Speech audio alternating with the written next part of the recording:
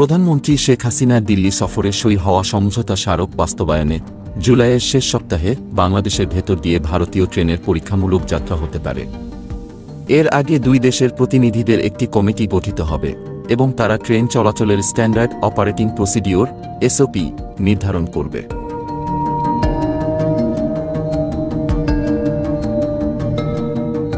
দেশ বিক্রি হওয়ার গুঞ্জন সম্পর্কে প্রধানমন্ত্রীর কাছে প্রশ্ন তুললে তিনি কড়া জবাব দিয়ে বলেন, করিডোরের কথা বলছে এবং সবসময় বলে যে ভারতকে বাংলাদেশ বিক্রি করার একটি ষড়যন্ত্র চলে। এই যে এই দেশের মানুষের যারা সবসময় অপপ্রচার চালায় তাদের একটি মুখরোচক গল্প, সেই গল্পের আমরা পরিষ্কারভাবে। আমার একটা প্রশ্ন আছে যে বিক্রিটা তাহলে ওজনটা কিসে মাপছে?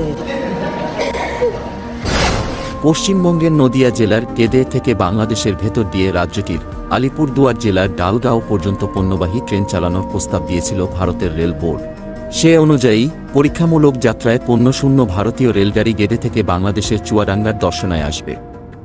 সেখান থেকে পাবনার ঈশ্বরদী, নাটোরের আব্দুলপুর, দিনাজপুরের পার্বতীপুর, নীলফামারী সীমান্তবর্তী চিলাহাটি স্টেশন হয়ে পশ্চিমবঙ্গের কোচবিহার জেলার হলদিবাড়ি স্টেশন, সেখান থেকে যাবে ডালগাঁও স্টেশন পর্যন্ত।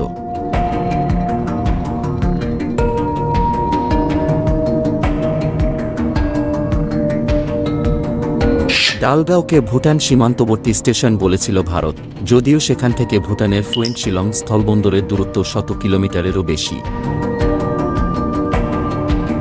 ভৌগোলিক অবস্থানের কারণে উত্তর পূর্বাঞ্চলের রাজ্যগুলো থেকে পণ্য ও মালামাল আনা নেওয়ার ক্ষেত্রে বেশ বেগ পেতে হয় ভারতকে। মাঝখানে বাংলাদেশ থাকায় দেশের অন্য অংশের সাথে রাজ্যগুলোর পণ্য পরিবহন বেশ ব্যয়বহুল এবং সময়সাপেক্ষ। সেই কারণেই বাংলাদেশের কাছে পণ্য ট্রানজিট সুবিধা চেয়ে আসছিল ভারত। কয়েক বছর আগে দুটি রুটে পণ্য পরিবহনের অনুমতি বা ট্রানজিট দেয় বাংলাদেশ।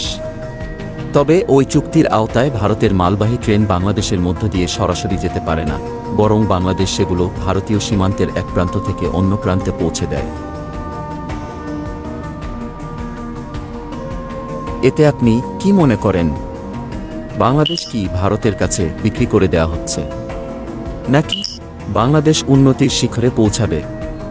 এ সম্পর্কে অবশ্যই আপনার মতামত কমেন্টে জানাবেন। ধন্যবাদ।